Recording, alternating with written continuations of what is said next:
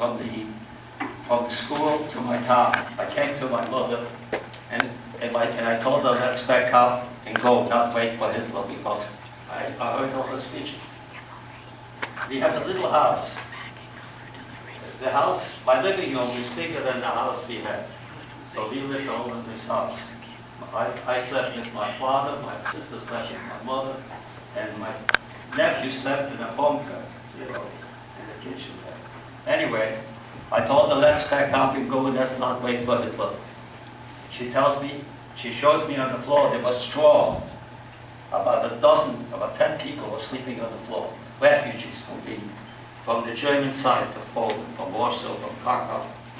And she said to me, I don't want to go sleep, I'm not going to go to sleep on somebody else's floor, like those people. Hitler is not going to harm women and children. She packed me some underwear and I left to Russia. I came to the old border, they gave me a gun and 20 bullets. I was a soldier. But then there was a barrier further down. No, Hitler was strafing the highways. We used to jump off. Anyway, we used to jump off. They sent out a horse and buggy to whoever wanted to go. The horse lasted 24 hours without food, without water, so we started walking. And the planes were strafing the streets. And there used to be ditches on the side for water, so we jumped in the ditches. So when I came to the old border, they gave me a gun and 20 bullets, but Stalin had something else in mind. He called our part Western Ukraine, and the Ukrainians were working with the Germans. They were shooting on the Russian army as they retreated. So he gave an order that anybody who was born in Western Ukraine cannot go in the army. They took my gun and they put me in a working battalion. I was digging ditches for tanks, that the Germans couldn't jump over the tanks. Anyway,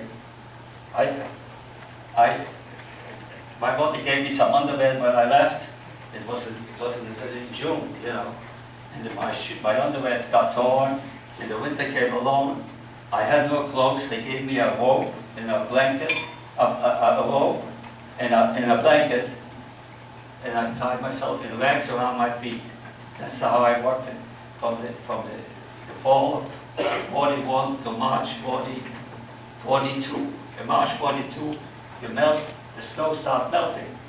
And I had those rags wet, and I froze my shoes and my fingers, my toes and my fingers. And I wound up in a hospital. They asked me, how old are you? I said, yes. They said, 45, 50. I was 19. And that's how I looked at it. Anyway, when you're young, you survive. When I finished the war, then in 43, they took me in the army. They gave me a bazooka, and I became what do you call it? An interpreter. I was German and Russian interpretation in the army. That's how I survived. Anyway, when the war was finished, I came home. And in the town where I was born, there was 1,500 Jews alive before the war. When Hitler came in the army, he got all the surrounding farms and the little towns into the town, and it became 10,000 Jews were in town at Hitler. He put them in a ghetto, in a small area, with barbed wire around the ghetto. 10,000 people were there. And they didn't allow any food in there. The people were like skeletons. In March 42, they took him out in the marketplace. They undressed him naked, and they walked him to the graves near the railway station, about a mile away. And the SS were just cut him down. That's what they did.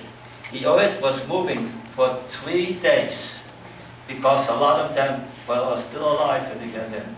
I knew one woman, she survived. She crawled out of the grave, all blooded out, and she survived the war. Well, I haven't got much time, I don't know. So this what happened, I know I had to make it short. Take your time, take your time. Take your time. This is when I came to town. There were 5 people survived, 5 from 10,000 when I came back after the war. So this what happened that's the Holocaust what happened in my town. And that's why I know, and that's how I survived.